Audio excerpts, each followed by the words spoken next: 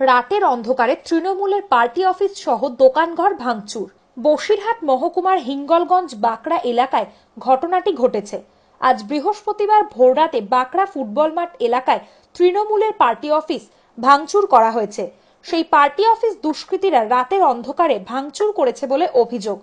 এর সঙ্গে বেশ কিছু দোকানঘরও ভাঙচুর করা হয়েছে। ঘটনাস্থলে পৌঁছেছে হিঙ্গলগঞ্জ থানার বিশাল পুলিশ বাহিনী। আজ ভোরবেলায় এলাকায় স্থানীয় তৃণমূল নেতৃত্বরা গিয়ে দেখে তাদের পার্টি অফিস ভাঙচুর করা হয়েছে। সেখানে দলীয় পতাকা সহ মমতা বন্দ্যোপাধ্যায়ের একাধিক ছবি ছিঁড়ে ফেলা হয়েছে। পাশাপাশি বেশ কয়েকটি দোকানঘর ভাঙচুরও করা হয়েছে। কে বা কারা এই পার্টি অফিসের ওপর হামলা চালালো, পুলিশ আশেপাশে প্রত্যক্ষদর্শীদের বয়ান নেওয়ার চেষ্টা করছে। কেন দুষ্কৃতীরা হামলা করলো, তৃণমূলের গোষ্ঠীদ্বন্দ্ব না অন্য কোনো রাজনৈতিক দলের প্রত্যক্ষ মদত আছে এসবের পেছনে, সবকিছুর তদন্তে নেমেছে হিঙ্গলগঞ্জ থানার পুলিশ।